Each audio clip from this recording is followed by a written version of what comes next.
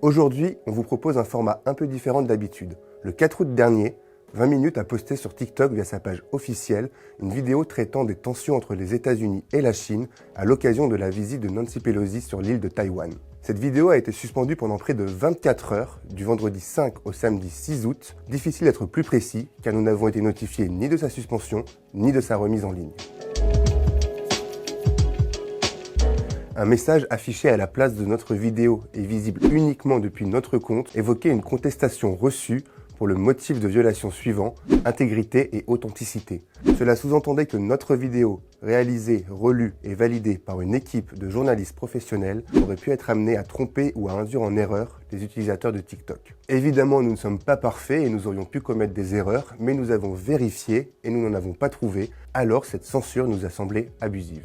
Vu le contexte international et sachant la proximité entre TikTok et la Chine, nous avons cherché à comprendre ce qu'il s'est passé. Alors, on a envoyé un email aux équipes de TikTok et au bout d'une semaine, elles nous ont répondu pour nous expliquer leur politique de modération sur leur plateforme. Voici leur réponse. TikTok explique collaborer avec des médias partenaires comme l'agence France Presse pour vérifier les informations qui circulent sur sa plateforme. Le réseau social ajoute que tout contenu en cours de vérification ou qui n'a pas pu être corroboré est inéligible au fil pour toi, c'est-à-dire le fil où les utilisateurs peuvent voir défiler les vidéos de comptes auxquels ils ne sont pas abonnés sur la base d'un algorithme. D'après TikTok, c'est exactement ce qu'il s'est passé pour notre vidéo sur Taïwan, mais nous, de notre côté, on a observé que pendant ce laps de temps de vérification, ni nous, ni nos abonnés ne pouvaient voir cette vidéo, même en se rendant directement sur le profil de 20 minutes. C'est la première fois que cela nous arrive, et ce qui est intriguant, c'est que ce processus poussé de vérification s'est porté sur une vidéo traitant d'un sujet sensible pour Pékin, alors en pleine manœuvre militaire autour de Taïwan.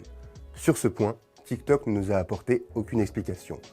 En l'état, nous n'avons aucune preuve que le réseau social aurait cherché à censurer notre travail d'information, mais des précédents existent. And use your phone that you're using right now to search up what's happening in China. En 2019, Ferora Aziz, une américaine de 17 ans, avait vu son compte supprimé après avoir publié une vidéo dénonçant le massacre des Ouïghours en Chine. Le réseau social s'est défendu de toute censure, avançant que la suppression du compte de l'adolescente était liée à une autre vidéo.